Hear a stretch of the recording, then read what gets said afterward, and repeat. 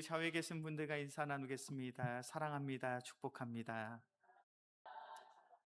그리고 이렇게 인사하시면 좋을 것 같아요. 다 잘 될 것입니다. 어떠십니까? 한 주 한 주 직장 생활, 사회 생활을 하시면서 정말 나의 인생이 잘 풀릴 것 같으십니까?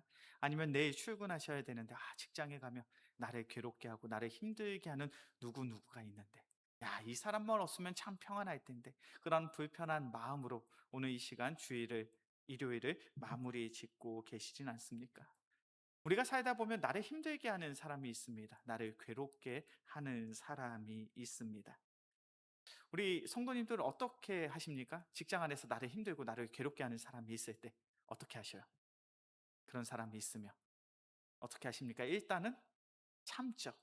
멱살 잡고 싸울 수는 없으니까 일단은 참습니다. 그리고 그 갈등의 상황을 잘 모면은 해요. 그런데 그 사람 때문에 내 마음이 상하고 기분 나쁜 그 감정이 내 마음 그대로 있잖아요. 그러니까 어떻게 합니까?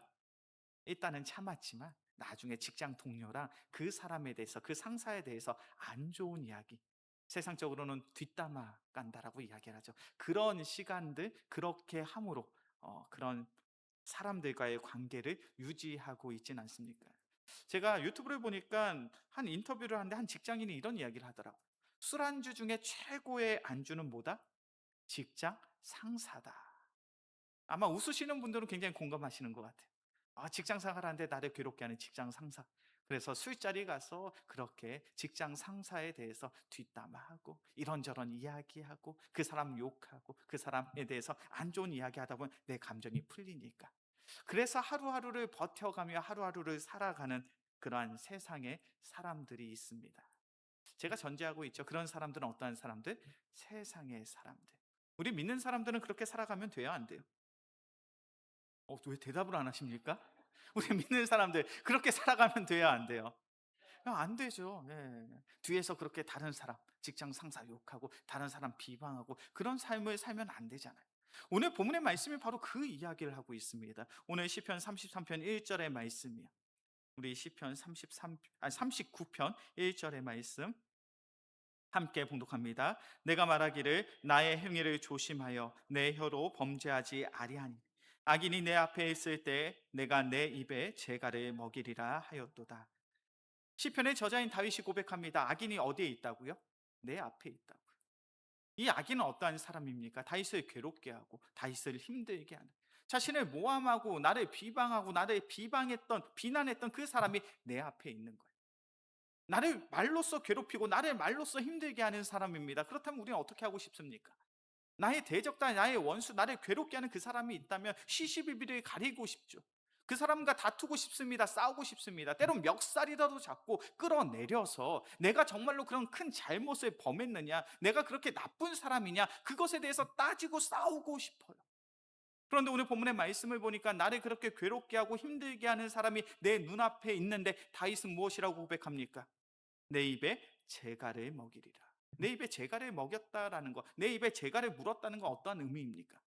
그 사람과 말을 섞어서 대화함으로, 다툼으로, 싸움으로 이 문제를 해결하겠다는 거예요? 해결하지 않겠다는 거예요? 내가 말로써 그 사람과 다투지 않겠다는 거예요. 내가 말로써 그 사람과 다투지 아니하면 나는 철저히 침묵하겠다는 거예요. 왜 그렇습니까? 내가 나의 대적자와 말로 다투고 싸우고 때론 내 말로 그를 비난하고 비방하고 모욕한다면 그것은 내 혀로, 내 입술로 범죄하는 것이기 때문이다. 우리가 이 세상을 살아갈 때 나를 괴롭히고 나를 힘들게 하는 사람들이 분명히 있습니다. 그리고 나를 괴롭히고 힘드는 사람들에 대해서 우리는 안 좋은 이야기, 속된 말로 욕할 수도 있고 그 사람을 비방할 수도 있겠죠. 세상의 사람들은 그런 방법으로 하루하루를 살아가고 있습니다. 그런데 참된 믿음의 성도는 그러한 삶을 살아가서는 안 된다는 것. 우리가 정말로 살아계신 하나님의 은혜 가운데 살아가고 있고 정말로 살아계신 하나님께서 우리의 삶을 책임지고 인도하신다는 그런 확신과 그러한 믿음이 있다면 세상의 사람들처럼 그 힘들고 어려운 상황 속에서 내 입술로 내 말로 범죄하며 하루하루를 힘겹게 하루하루를 버티면서 살아가는 그런 인생을 살아가는 것이 아니라 너희가 정말 참된 믿음의 성도라면 하나님이 원하시는 참된 삶이 있어야 된다는 거예요. 주님께서 원하시는 참된 삶이 무엇입니까? 시편 39편 7절부터 9절까지의 말씀이에요. 시편 39편 7절에서부터 9절까지의 말씀 함께 봉독합니다. 주여, 이제 내가 무엇을 바라리요? 나의 소망은 주께 있나이다. 나를 모든 죄에서 건지시며 우매한 자에게서 요구에 당하지 아니하게 하소서. 내가 잠잠하고 입을 열지 아니함은 주께서 이를 행하신 까닭이니이다. 다윗을 괴롭히는 사람이 있습니까, 없습니까? 다윗의 대적자, 다윗의 악인들이 있습니까, 없습니까? 다윗의 인생 속엔 늘 대적자들이, 원수들이 다윗을 괴롭게 했어요. 힘들게 했습니다. 모함했습니다. 비난했습니다. 비방했습니다. 그래서 다윗은 참 억울했을 거예요. 억울한 심정과 마음을 가지고 살아갑니다. 그런데 이 문제를, 이 어려움을 사람 앞에서 말하고 사람 앞에서 푸는 것이 아니라 다윗은 누구 앞에서 고백하고 누구 앞에서 풀었습니까? 하나님 앞에서 풀었어요. 이것이 바로 믿음의 성도의 삶의 모습인 줄로 믿습니다. 우리가 가장 쉽게 범하는 실수, 가장 쉽게 범하는 죄가 무엇입니까? 나의 입술로 저지르는 죄. 예수님이 말씀하시죠? 마태복음 15장 11절의 말씀인데 제가 봉독합니다. 입으로 들어가는 것이 사람을 더럽게 하는 것이 아니라 입에서 나오는 그것이 사람을 더럽게 하는 것이니라. 예수님이 하신 이야기. 우리를 더럽히는 것, 내가 무엇을 먹는가에 의해서 더럽혀지는 것이 아니라 우리가 무엇을 말하는가로 더럽혀진다는 거예요. 당시 유대인들은 그런 생각을 가지고 있었습니다. 당시 유대인들이 율법으로 규정한 먹어도 되는 음식이 있고 먹지 말아야 되는 음식이 있었어요. 그래서 당시 유대인들은 먹어야만 되는 종류의 먹거리를 먹는 것이 우리를 거룩하게 하는 것이고, 반대로 율법에서 금하고 있는 것을 먹으면 내 자신을 더럽힌다라고 생각했어요. 근데 예수님이 말씀하십니다. 그렇게 생각하지 말라는 거예요. 너희가 무엇을 먹는가로 너희가 더럽혀지는 것이 아니라는 거예요.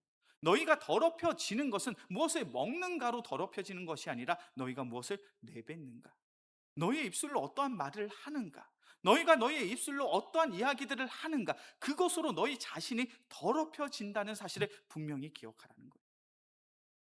우리 영광교회 귀한 성도님들, 우린 신앙생활하는 사람이잖아요. 신앙생활하는 사람들은 세상 속에서 거룩하고 정결하고 신실한 모습으로 살아가야 될 줄로 믿습니다. 그것이 우리가 원하는, 소원하는 삶의 자세잖아요. 삶의 모습이잖아요.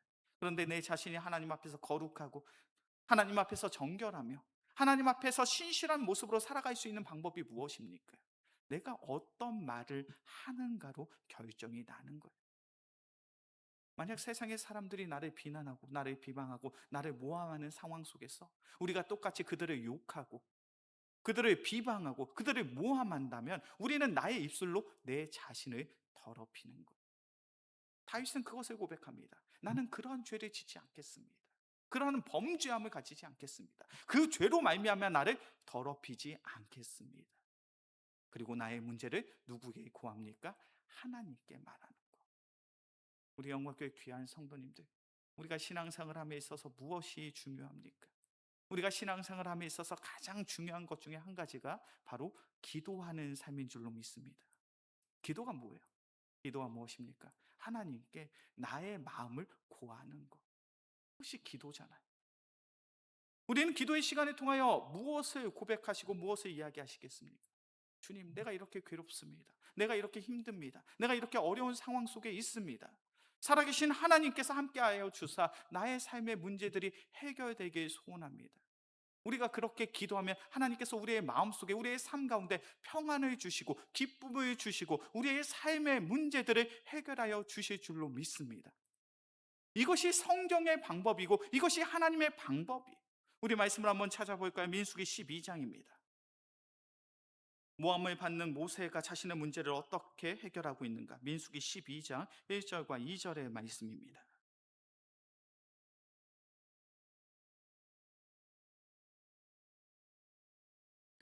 민수기 12장 1절과 2절의 말씀,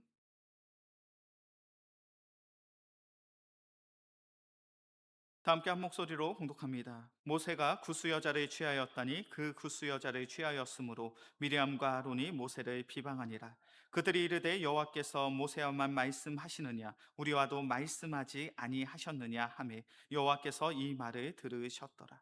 민수기 12장 1절과 2절의 말씀을 보면 모세가 이방 여인과 결혼하게 됩니다. 구스 여인과 결혼하게 돼요. 그런데 이 이방 여인과 결혼한 모세의 모습을 바라보고 모세를 비방한 사람이 있습니다. 누구와 누구예요? 1절의 말씀을 보니까 미리암과 아론이 모세를 비방합니다. 특별히 이 미리암과 아론은요, 이스라엘 백성들 사이에 어떤 위치에 있었던 사람입니까? 우리가 잘 아는 것처럼 모세처럼 이 이스라엘 백성을 이끌어가는 영적 지도자였어요. 영적 지도자 중에 한 명이었던 미리암과 아론이 지금 모세를 비방하고 있습니다. 어떤 문제로 비방하고 있습니까? 이방 여인과 내가 결혼했구나. 한번 생각해 보셨으면 좋겠어요. 이스라엘 백성의 사람들이 이방 여인과 결혼을 하면 됩니까? 안 됩니까? 결혼하면 돼요, 안 돼요? 어떤 분들은 됩니다라고 하시는 분이 있고 어떤 분들은 안 됩니다 이러시는 분들이 있고. 우리 말씀 한번 찾아볼까요? 신명기 7장입니다. 이스라엘 백성의 이스라엘 백성의 사람들이 이방 여인과 결혼을 하면 되는지 안 되는지 신명기 7장 1절에서부터 4절까지의 말씀이에요.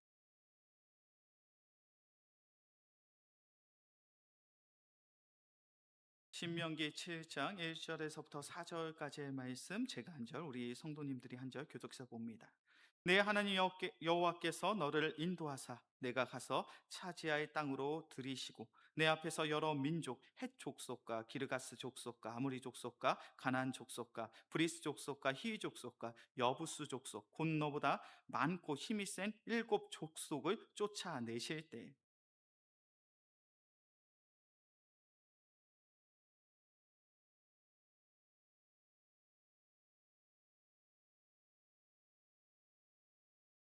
또 그들과 혼인하지도 말지니 내 딸을 그들의 아들에게 주지 말 것이요 그들의 딸도 내 며느리로 삼지 말 것은.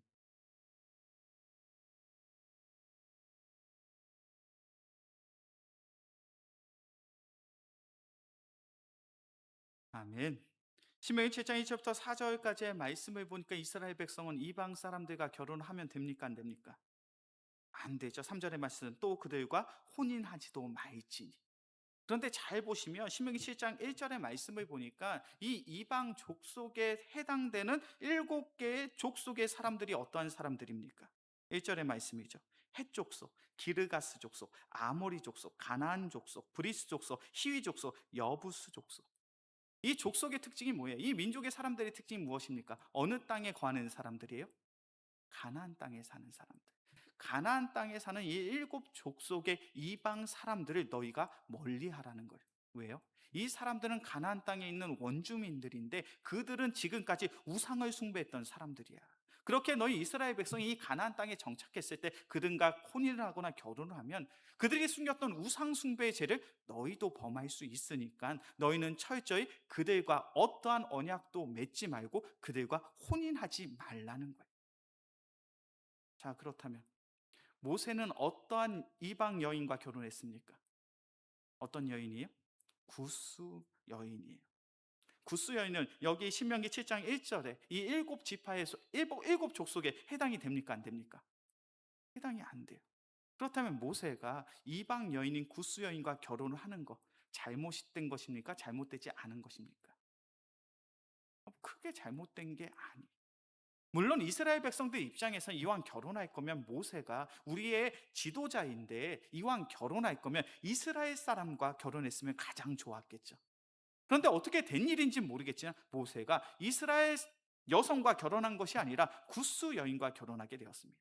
그런데 이 구스 여인과 결혼하는 것이 율법적으로 전혀 문제가 되지 않는 일이에요. 물론 최선의 가장 좋은 선택은 한 것을 가장 좋은 선택을 한 것은 아닙니다. 그러나 그렇다고 해서 죄를 지은 건 아니에요. 그런데 아론과 미리암이 이 모세가 다른 이방 여인과 결혼한 것을 가지고 무엇했다고 이야기합니까? 비방했어요. 모함했어요. 내가 큰 죄를 지었다라고 그를 책망하고 있습니다. 그렇다면 모세 입장에서는 어떠한 이야기를 할 수 있을까요? 저처럼 성경을 필고 내가 구스 여인과 결혼한 것이 전혀 율법에 문제가 되지 않는 하나님의 말씀에 문제가 되지 않는 그러한 선택이었어. 그런 것을 이야기하고 시시비비를 가릴 수 있겠죠. 그런데 중요한 것은 모세가 이 문제를 어떻게 대처하고 있냐라는 거예요. 민수기 12장 3절의 말씀입니다. 민수기 12장 3절의 말씀 함께 봉독합니다. 이 사람 모세는 온유함이 지면의 모든 사람보다 더하더라. 아론과 미리암이 지금 모세를 비방하고 있는데 이 비난하고 모함하고 비방하는 이 상황 속에서 모세는 어떠한 마음을 가지고 이 문제를 대처합니까? 마음속에 어떠한 마음이 있어요? 온유함의 마음. 이 문제를 가지고 격분해서 분노해서 자신의 감정을 막 쏟아내는 것이 아니라 온유함의 마음을 가지고 이 문제를 하나님께 맡기고 있다는 거예요. 참된 믿음의 삶이 무엇입니까? 우리가 정말 바르게 신앙생활을 한다는 것이 무엇입니까? 무엇인가 내가 알고 있는 성경적인 지식과 가르침을 가지고 시시비비를 가리고 내가 잘했네, 내가 잘했네. 그러면서 누군가를 비난하고 비방하고 그의 잘못을 꾸짖고 책망하는 것에 내가 신앙생활에 만족함으로 신앙생활을 하고 있다면 우리는 신앙생활을 잘못하고 있는 거예요. 정말 내가 믿음이 있고 내가 영적으로 성숙하잖아요. 그럼 우리는 모세처럼 살아가야 될 줄로 믿습니다. 모세의 마음속에는 어떠한 마음이 있었습니까? 온유함의 마음이 있었죠. 나를 비난하고 나를 비방합니다. 그 비난과 비방은 분명 잘못된 거예요. 성경의 말씀을 가지고 그것이 얼마나 잘못된 건지 모세는 시시비비를 가릴 수 있었어요. 그러나 모세는 자신의 문제를 그렇게 대처하지 않습니다. 온유함의 마음을 가지고 자신의 문제를 하나님께 맡겨요. 그랬더니 어떠한 일이 생깁니까? 민수기 12장 4절부터 9절까지의 말씀을 찬찬히 읽어보시면 이 문제에 누가 개입하셔요? 하나님이 개입하셔요. 이 문제에 하나님이 개입하셔서 하나님께서 아론과 그리고 미리암을 책망하시고 모세의 영적 권위를 하나님께서 세워주십니다. 우리의 삶이 그러해야 될 줄로 믿습니다. 다윗의 인생이 참으로 복된 인생인 이유가 무엇인지 아십니까? 다윗의 인생 속에 괴롭고 어려운 순간이 없었기 때문에 다윗의 인생이 복된 것이 아니에요. 다윗은 참으로 괴롭고 힘든 인생을 살았습니다. 얼마나 그는 고통스러운 삶을 살았는지 몰라요. 특별히 그는 죽을 위기에 놓여서 적군의 나라에 들어갔다가 블레셋 영토에서 블레셋 왕 앞에서 미친 척해서 자신의 생명을 구걸하고 연명했던 사람이 다윗이 얼마나 그 마음이 참담하고 얼마나 그 마음이 비참하겠습니까? 그런데 놀라운 것은 시편이 총 150편이거든요. 이 150편의 시편 가운데 절반 가까이 되는 73편이 바로 다윗이 쓴 시예요. 이것이 무엇을 의미합니까? 다윗은 참 괴롭고 힘든 순간이 많았어요. 그때마다 다윗은 누구를 찬양하고 누구를 예배하며 누구를 향하여 기도했습니까? 하나님을 향하여. 다윗은 참 괴롭고 힘들고 어려운데 그가 어려울 때마다 하나님을 의지함으로 하나님을 찬양하고 하나님을 예배하고 하나님을 기도했더니 누가 그의 마음을 위로해 주십니까? 하나님께서 그 마음을 위로해 주시고 하나님께서 그 문제를 해결해 주신 거예요. 그러니까 시편의 70편이 넘는 찬양이 바로 다윗이 지은 시라는 거예요.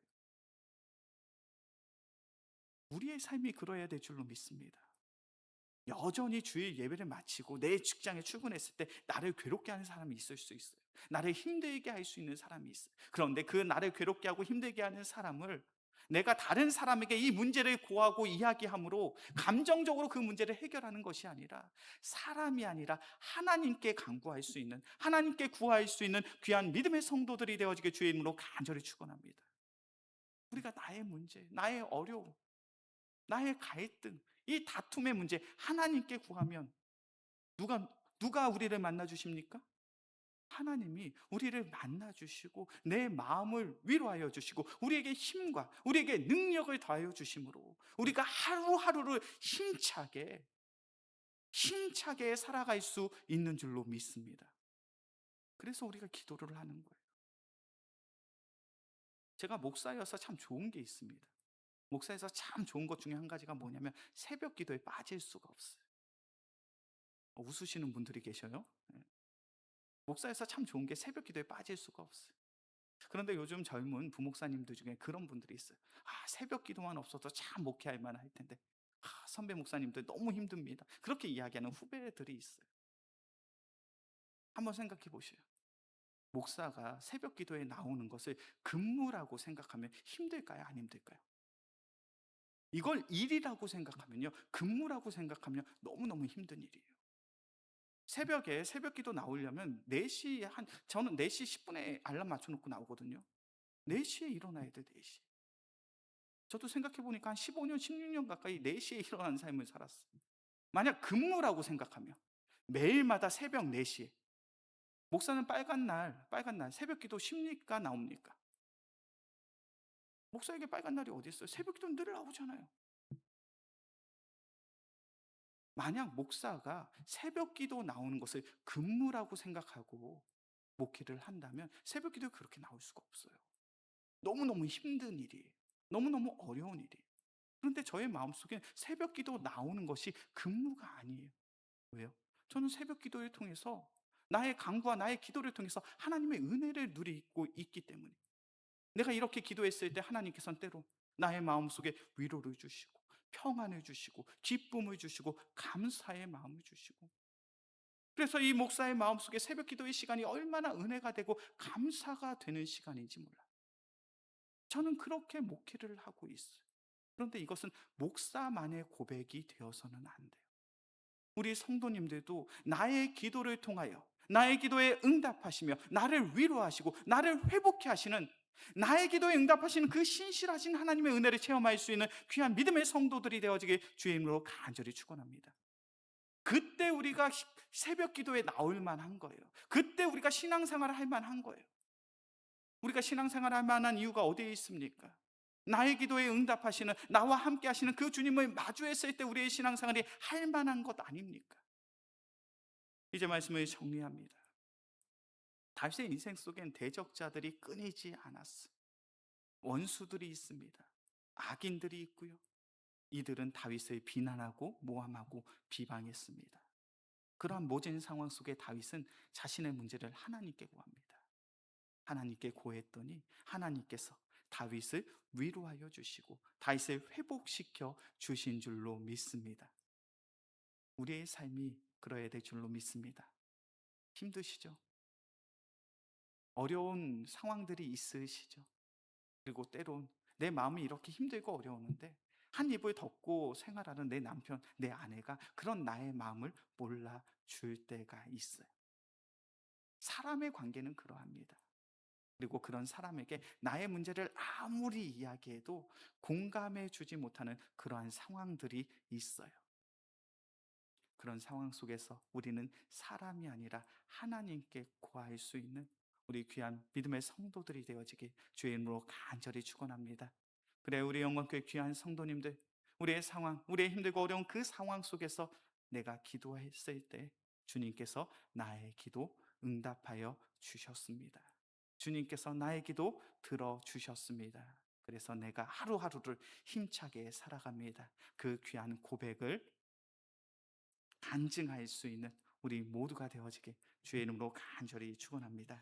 기도하겠습니다. 사랑의 주님, 감사합니다. 주님께서 우리를 사랑하시는 줄로 믿습니다. 그렇게 우리를 귀한 말씀의 자리에 우리를 인도하여 주셨습니다. 사랑의 주님, 우리가 이 세상을 살아가며 내가 감당할 수 없는 참으로 힘들고 어려운 상황들이 있음을 고백합니다. 나를 괴롭게 하고 나를 힘들게 하는 이들이 있습니다. 그러나 이 어려운 갈등의 상황 속에서 나의 문제들을 주님께 내어 맡길 수 있는 귀한 믿음의 성도들 되게 하여 주옵소서. 그래야 우리가 간절함으로 기도할 때 주님께서 나의 기도를 들어주시고 응답하여 주사 우리의 마음속에 세상에 줄 수 없는 평안과 감사의 마음을 더하시고 우리의 삶의 모든 문제들이 해결받을 수 있는 귀한 은혜의 성도들 되게 하여 주시옵소서.